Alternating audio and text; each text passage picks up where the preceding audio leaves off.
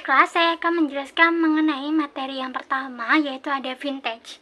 Vintage ini merupakan industri yang menjanjikan pada tahun 2016. Ia mengubah keuangan global dengan model bisnis baru. Nah, pada akhir tahun 2015, Forbes itu menyimpulkan bahwa industri perbankan siap untuk menghadapi perubahan dengan startup vintage, teknologi blockchain, dan generasi milenial. Perbankan harus siap hadapi ancaman keamanan cyber dan juga risiko penipuan.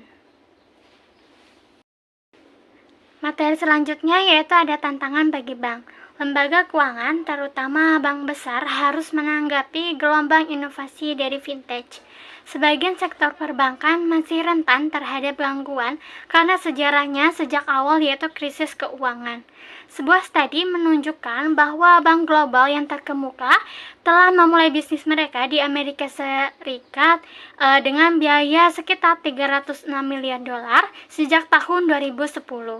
Generasi digital lebih suka layanan keuangan dari Google atau Apple daripada bank tradisional mereka.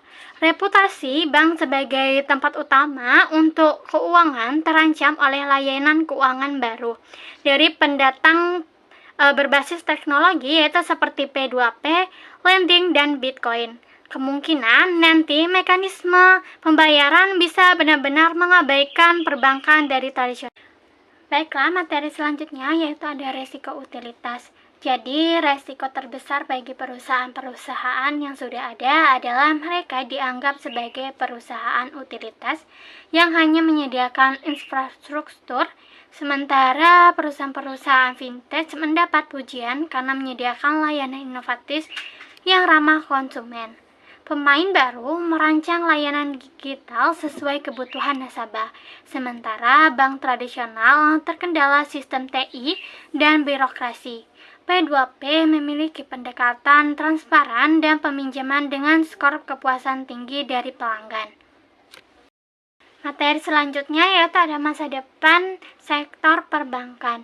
Ketua dan CEO BBVA Francisco Gonzalez memperkirakan pada awal tahun 2015 bahwa setengah dari bank-bank di dunia ini akan hilang karena gangguan dari digital. Bank yang memiliki pandangan ke depan akan mengalami hal yang sama, tidak hanya bertahan dari disrupsi digital saja, tetapi juga berkembang dengan penantang vintage yang semakin kuat. Bank retail menikmati keuntungan besar dalam basis nasabah dan juga data.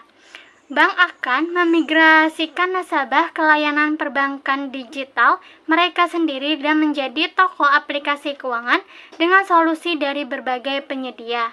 Kolaborasi harus menjadi norma. Bank harus bekerja sama dengan inovator untuk layanan baru. Materi pertama yaitu milenial. Generasi milenial pada umumnya tidak memiliki rekening bank dibandingkan dengan generasi yang lebih tua. Mereka mempunyai rekening tabungan yang lebih sedikit dan jika mereka menulis cek kertas jumlahnya sangat sedikit. Namun mereka saat ini merupakan kelompok populasi terbesar di Amerika Serikat dan mereka memiliki beberapa preferensi yang signifikan. Mereka diperkirakan menyentuh ponselnya itu sebanyak 45 kali dalam sehari. Kecenderungan mereka terhadap keterlibatan seluler dan keengganan untuk menggunakan perbankan cabang tradisional mendorong banyaknya teknologi vintage atau inovasi teknologi vintage. Istilah milenial biasanya mengacu pada Howard dan Strauss 1992 dan generasi milenial dianggap sebagai individu yang lahir antara tahun 1982 dan 2004. Generasi milenial sekarang merupakan segmen terbesar dari populasi Amerika dan akan terus menjadi yang terbesar untuk beberapa waktu. Mengingat jumlah mereka dan pertumbuhan masyarakat penduduk di AS secara keseluruhan, preferensi generasi milenial ini akan mendorong penawaran produk di semua bentuk perdagangan, khususnya di bidang perbankan dan jasa keuangan. Ciri khas generasi milenial adalah tingkat integritas teknologi dalam kehidupan mereka. Ada juga kesenjangan generasi yang besar dalam penggunaan teknologi nirkabel, bermain video game, dan memposting video buatan mereka sendiri secara online. Presentasi generasi milenial yang jauh lebih aktif di semua bidang ini jauh lebih tinggi. Mereka juga lebih aktif menggunakan teks untuk berkomunikasi. Generasi milenial juga sering mengatakan bahwa teknologi membuat hidup lebih mudah dan mendekatkan keluarga dan teman mereka. Sebuah laporan pada bulan Oktober 2014 mengidentifikasi fakta ekonomi tentang generasi milenial yang sebagian besar menegaskan temuan-temuan tadi. Fakta pertama, milenial kini menjadi generasi terbesar dan paling beragam di populasi Amerika. Fakta kedua, generasi milenial dibentuk oleh teknologi. Fakta ketiga, milenial menghargai komunitas, keluarga, dan kreativitas dalam pekerjaan mereka. Dan fakta keempat, generasi di milenial telah berinvestasi pada sumber daya manusia lebih banyak dibandingkan dengan generasi sebelumnya. Mungkin sekian dari saya, selanjutnya akan dilanjutkan oleh teman saya. Terima kasih. Fakta kelima, generasi milenial lebih mungkin belajar sosial, bidang ilmu pengetahuan dan terapan, yang mana ada beberapa penemuan menarik dalam pilihan bidang studi. Generasi milenial cenderung tidak mengambil jurusan pendidikan. Hal ini sebagian besar disebabkan oleh menurunnya partisipasi perempuan dalam jurusan ini. Hal ini mungkin dapat dijelaskan dengan terbukanya lebih banyak peluang bagi perempuan di bidang lain. Selanjutnya fakta keenam, sementara tumbuhnya pendaftaran kuliah, lebih banyak siswa yang mengandalkan pinjaman untuk biaya pendidikan pasca sekunder. Hutang pelajar telah menjadi kategori kewajiban rumah tangga terbesar kedua setelah hipotek. Total utang mahasiswa meliputi 1,4 triliun pada pertengahan tahun 2017. Tidak diragukan lagi akan terjadi default di masa depan. Mungkin pada tingkat sebelumnya belum pernah terjadi. Generasi milenial akan menghadapi beberapa masalah hutang di masa depan, seperti hutang pelajar, hutang nasional, hutang pemerintah negara bagian dan lokal, jaminan sosial, dan sistem pensiun swasta yang kekurangan dana. Selanjutnya ada fakta ketujuh, yaitu generasi milenial lebih mungkin fokus secara eksklusif pada belajar, bukan menggabungkan sekolah dan bekerja, yang mana generasi milenial cenderung tidak bekerja sambil bersekolah. Menariknya, pada penelitian yang menunjukkan bahwa membangun keterampilan di sekolah lebih berharga dan berhasil, bekerja sambil bersekolah telah menurun. Fakta selanjutnya yaitu fakta ke-8, akibat acak, generasi milenial lebih mungkin terjadi memiliki cukupan asuransi kesehatan pada tahun dewasa muda. Seperti pada gambar 2.4 yang mana tingkat tidak memiliki asuransi pada tahun 1925 telah menurun ke tingkat yang belum pernah terjadi sebelumnya. Dua perubahan kebijakan penyebabnya yaitu perluasan perlindungan orang tua terhadap anak-anak hingga usia 26 tahun pada tahun 2010 dan berlakunya ACA. Hal ini tampaknya merupakan kemenangan yang signifikan bagi ACA. Meskipun menerapkan UU tersebut masih dalam tahap awal. Fakta selanjutnya yaitu generasi milenial akan menghadapi efek melalui karir mereka selama keturunan sejarah di tahun-tahun mendatang. Banyak generasi milenial memasuki angkatan kerja selama atau sesaat setelah resesi keuangan tahun 2007 sampai 2008. Meskipun pemulihan dari akses berjalan dengan cepat, namun resesi dapat mengakibatkan pendapatan yang relevan tertekan sepanjang karir individu. Fakta yang ke-10 yaitu investasi dalam modal manusia, kemudian sekolah menengah atas meningkat dari 60% pada tahun 2004 menjadi sekitar 70% pada tahun 2013. Premi ini kemudian akan bertahan dan bahkan meningkat meskipun generasi milenial dihadapkan pada tingkat pertumbuhan yang lebih lambat sejak resesi. Fakta ke-11 yaitu generasi milenial yang bekerja tetap mempertahankan karir awal mereka karyawan lebih lama dibandingkan dengan kelompok sebelumnya yaitu generasi X. Generasi milenial bekerja lebih lama dibandingkan dengan generasi X pada usia yang sama, namun perbedaannya tidak terlalu mencolok. Selanjutnya itu fakta ke-12, yang mana perempuan milenial memiliki kesejahteraan pasar tenaga kerja lebih banyak dibandingkan generasi sebelumnya, yang mana melanjutkan tren yang terlihat sejak Perang Dunia II. Perempuan US telah meningkatkan tingkat pendidikan mereka dibandingkan dengan laki-laki. Persentase perempuan milenial yang memiliki setidaknya gelar sarjana lebih tinggi, dan persentase perempuan yang memiliki setidaknya beberapa pendidikan pasca sarjana lebih tinggi, meningkatkan ekspresi keuntungan yang lebih tinggi dari pendidikan. Kemungkinan besar perempuan milenial akan terus mempersempit kesenjangan pendapatan dari laki-laki. Fakta ke-13 yaitu generasi milenial cenderung menikah lebih lambat dari generasi sebelumnya, yang mana pada tahun 2013 rata-rata usia pertama kali menikah adalah 29 tahun untuk laki-laki dan 26 tahun untuk perempuan. Hal ini melanjutkan tren pernikahan dalam 60 tahun terakhir ini. Hal ini sebagaimana disebabkan oleh peningkatan pendidikan dan juga persentase perempuan dan angka kerja yang meningkat. Fakta ke-14 yaitu generasi milenial lebih kecil kemungkinannya menjadi pemilik rumah dibandingkan generasi orang dewasa pada generasi sebelumnya. Salah satu dampaknya adalah resensi.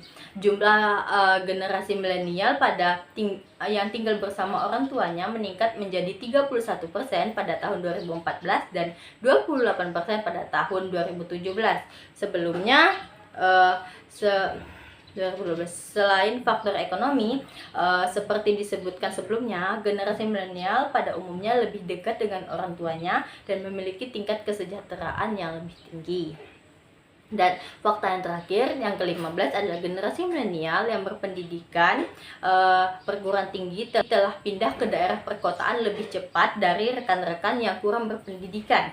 Kota-kota berukuran menengah mengalami pertumbuhan sebesar 5% dalam jumlah pendudukan dewasa muda yang tinggal di perkotaan sebelum perkotaan saat ini dibandingkan 30 tahun yang lalu. Sebelum studi terbaru mensurvei lebih dari 7.800 generasi milenial di 29 negara, dilaporkan bahwa generasi milenial mencapai tujuan bisnis seharusnya adalah menciptakan lapangan kerja dan menghasilkan keuntungan, tetapi untuk memperbaiki masyarakat. Mereka mencapai bahwa bisnis telah mencapai keberhasilan dalam menghasilkan keuntungan, menciptakan kekayaan, dan menciptakan lapangan kerja, namun lebih sedikit keberhasilan dan mencapai tujuan sosial. Baiklah, saya akan menjelaskan materi selanjutnya, yaitu generasi milenial menggunakan uang secara berbeda. CFA Institute mengklasifikasikan penggunaan uang oleh generasi milenial ke dalam 6 kategori. Yang pertama yaitu generasi milenial menggunakan uang sebagai jaringan sosial. Generasi milenial menggunakan platform digital seperti Venmo dan Snapchat untuk mentransfer uang kepada teman-teman mereka yang terhubung dengan media sosial seperti Facebook. Penggunaan ini tidak hanya memudahkan transfer uang, tetapi juga memperkuat interaksi sosial mereka secara online, termasuk berbagi pengalaman dan rekomendasi. Yang kedua yaitu generasi milenial memindahkan uang lebih cepat dan ke lebih banyak tempat. Sebagai generasi pertama yang tumbuh dengan smartphone, generasi milenial memiliki akses instan ke layanan keuangan dan mengharapkan ketersediaan layanan 24 jam dalam seminggu. Hal ini mempercepat dan mempermudah proses transfer uang, pembayaran, dan akses kredit. Yang ketiga yaitu generasi milenial semakin cepat menyimpan dan menginvestasikan uang.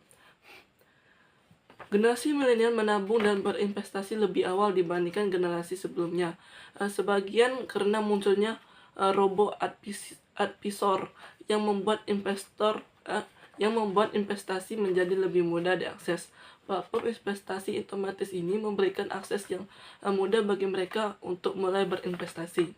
Yang keempat yaitu generasi milenial bertransaksi tanpa bank tradisional. Generasi milenial semakin mengandalkan aplikasi perbankan, seluler, dan layanan keuangan digital, sehingga mengurangi kebutuhan untuk mengunjungi cabang bank tradisional atau berinteraksi dengan karyawan bank. Mereka merasa nyaman mengelola keuangan mereka sepenuhnya secara online. Yang kelima yaitu generasi milenial berinvestasi tidak hanya untuk keuntungan finansial. Generasi ini tidak hanya fokus pada keuntungan finansial, tetapi juga pada dampak sosial dan investasi mereka. Mereka lebih cenderung memilih investasi yang sejalan dengan nilai-nilai mereka dan memberikan kontribusi positif bagi perubahan sosial. Yang terakhir yaitu generasi milenial tidak takut beramal. Berbeda dengan generasi sebelumnya, generasi milenial mulai beramal pada usia yang lebih muda. Mereka tidak merasa takut untuk berdonasi dan lebih cenderung mendukung tujuan yang mereka pedulikan. Selanjutnya itu adalah materi selanjutnya tentang teknologi. Dalam perkembangan teknologi terdapat hukum Moore. Hukum Moore adalah prinsip yang dikemukakan oleh Gordon Moore pada tahun 1965 yang menyatakan bahwa kapasitas pemrosesan chip komputer akan berlipat ganda setiap 24 bulan. Dan kemudian direvisi menjadi 18 bulan. Prinsip ini telah menjadi panduan penting dalam memprediksi perkembangan teknologi selama lebih dari 5 dekade. Meskipun hukum Moore telah terbukti akurat selama bertahun-tahun, ada tanda-tanda bahwa tingkatan kapasitas pemrosesan mulai melambat. Namun, perangkat lunak yang terus berkembang dapat membantu meningkatkan kecepatan dan ukuran pemrosesan di masa depan. Selanjutnya itu komputasi kuantum. Komputasi kuantum adalah salah satu bidang penelitian yang menjanjikan dalam memperluas batas-batas kemampuan komputasi yang telah ditetapkan oleh hukum Moore. Komputasi kuantum bekerja dengan menggunakan qubit yang dapat mewakili 1, 0, atau keduanya sekaligus. Berbeda dengan bit tradisional yang hanya bisa mewakili 1 atau 0. Teknologi ini menggunakan proses subatomik dan logam superkonduktor yang disimpan pada suhu sangat rendah untuk menghasilkan daya komputasi yang jauh lebih tinggi dibandingkan dengan komputasi tradisional. IBM telah membuka akses ke prosesor kuantum mereka untuk umum melalui layanan cloud mereka. Selanjutnya yaitu unit pemrosesan grafis atau GPU. GPU awalnya dirancang untuk keperluan grafik dalam video game, tetapi sekarang digunakan untuk mendukung pembelajaran mesin dan analisis data besar. GPU ini memungkinkan pemrosesan data dalam jumlah besar dengan cepat yang digunakan oleh perusahaan besar seperti Google dan Facebook. Pengembangan GPU terus berlanjut dengan fokus pada efisiensi pemrosesan yang lebih tinggi yang berkontribusi pada pertumbuhan teknologi pembelajaran mesin dan analisis data. Selanjutnya yaitu awan atau cloud. Komputasi awan telah mengubah cara perusahaan mengelola sumber daya komputasi mereka. Sebelumnya, perusahaan harus membeli dan memelihara infrastruktur komputer mereka sendiri yang memerlukan biaya besar. Namun, dengan komputasi awan, perusahaan dapat menggunakan sumber daya komputasi yang disediakan oleh penyedia eksternal seperti Amazon, Google, IBM, dan Microsoft. Amazon Web Service atau AWS adalah pemimpin industri dalam layanan cloud yang menyediakan sumber daya dan aplikasi TI sesuai permintaan dengan harga yang disesuaikan dengan penggunaan.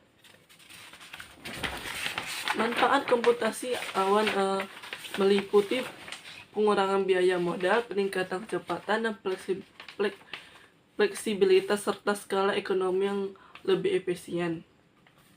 Perusahaan rintisan dapat dengan mudah menyesuaikan kapasitas komputasi mereka tanpa perlu merencanakan atau mengeluarkan biaya besar di awal. Ada beberapa model komputasi awan yang berbeda tergantung pada seberapa banyak layanan TI yang dikelola di luar lokasi versus yang dikelola secara lokal. Yang pertama yaitu infrastruktur as a service, menyediakan infrastruktur dasar seperti komputer, jaringan, dan penyimpanan data. Sementara manajemen TI lokal tetap memiliki kontrol atas sistem mereka. Selanjutnya yaitu platform as service, menambahkan manajemen infrastruktur dasar, perangkat keras, sistem operasi, serta alat pengembangan dan pengujian. Selanjutnya itu software as a service, menyediakan solusi lengkap biasanya termasuk aplikasi penggunaan akhir seperti email. Pelanggan sering kali dapat menyesuaikan aplikasi ini sesuai kebutuhan spesifik mereka. Layanan cloud dapat disediakan dalam berbagai bentuk, cloud publik, cloud privat, atau cloud hybrid. Cloud publik dimiliki oleh penyedia layanan dan diakses oleh penggunaan melalui internet. Cloud privat digunakan secara eksklusif atau eksklusif oleh satu organisasi, atau cloud hybrid menggabungkan keduanya. Perpindahan ke komputasi awan telah mempengaruhi penyediaan layanan TI tradisional yang mengalami penurunan pendapatan karena banyak perusahaan beralih ke solusi cloud yang lebih murah dan fleksibel. Contohnya yaitu Cisco mengalami penurunan dalam penjualan perangkat keras karena pelanggan beralih ke cloud. Namun, layanan cloud juga memiliki risiko seperti yang ditunjukkan oleh pemadaman AWS Cloud di Amerika Serikat pada tahun 2017. Meskipun demikian, data menunjukkan bahwa layanan cloud tetap sangat andal dengan ketersediaan mendekati 99,999%. Selain itu, platform kolaborasi seperti Slack, Microsoft Teams, dan HipChat memungkinkan tim untuk berkomunikasi secara terus-menerus melalui pesan, audio, dan video. Platform ini meningkatkan produktivitas dengan menyediakan akses langsung dan cepat yang sesuai dengan harapan generasi milenial. Baiklah, materi selanjutnya yakni kecerdasan buatan. Perkembangan awal komputer menghasilkan mesin untuk menyimpan dan memproses data. Meski kapasitas penyimpanan dan kecepatan pemrosesan masih terbatas, namun telah meningkat secara eksponensial. Konsep AI adalah membuat mesin bertindak cerdas dengan pengambilan keputusan yang lebih maju daripada instruksi spesifik dari operator.